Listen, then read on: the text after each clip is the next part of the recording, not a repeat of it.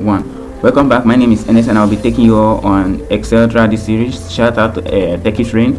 Please like, share, follow, and subscribe to TechIsRain on all social media platforms. Now let's get into it. Last time we talked about the ribbon. We talked about the tabs, groups, commands. In this segment, we'll be talking about the sheets, basically the worksheet. This is a worksheet. This is a worksheet.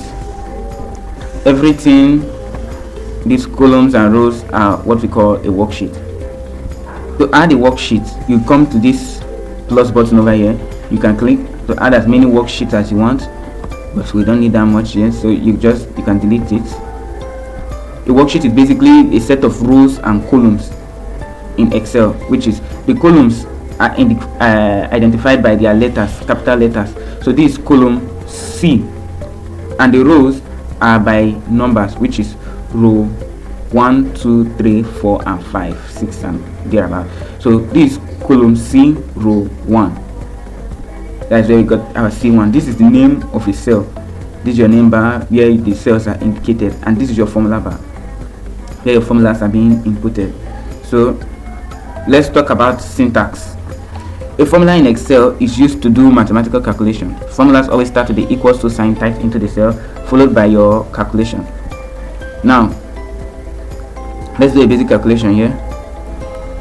We start with our equals to sign, equals to 500 plus 23, 523. Remember, basically you can switch between worksheets by clicking on each worksheet here. So remember, previously in the previous class I talked about functions.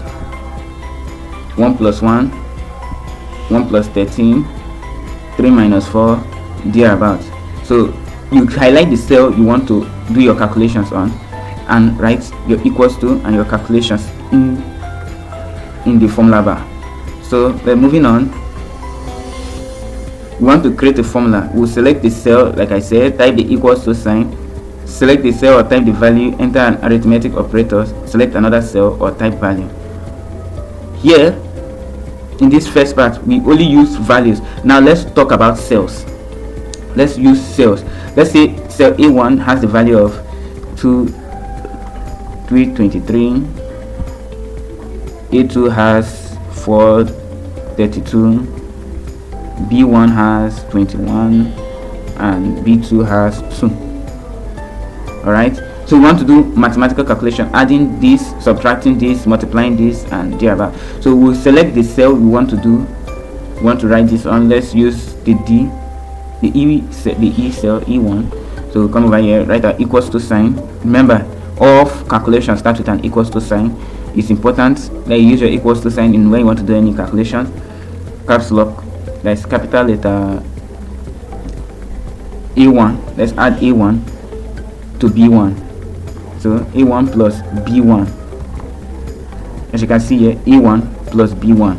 This blue cell is your first, the red cell is the second. You can also mass add plus A2. You can see, and so on and so forth. But let's focus on A1 and B1. Once you've done this, you click equals to. So 323 plus 3 plus 323 plus 21 is going to give you 344.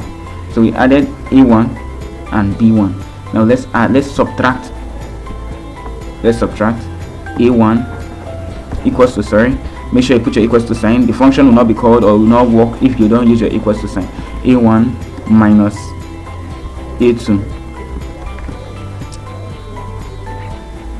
A1 minus A2, which is 300 minus 432, which will give us minus 109.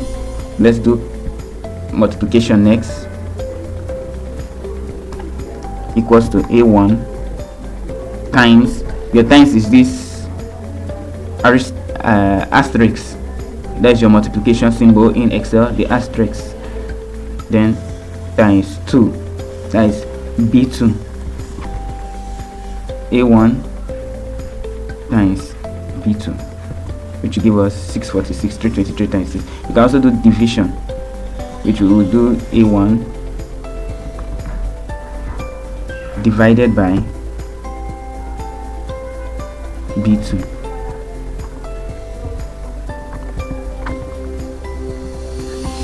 B1 divided by B2. Sorry, my calculator, my mouse was having issues. So that is basically how it's done. 323 divided by 2 will give us 161.5. so that is basically how we do basic calculations on Excel. In the next part, we'll be going into using formulas with cells. I'll see you in the next class. NS out.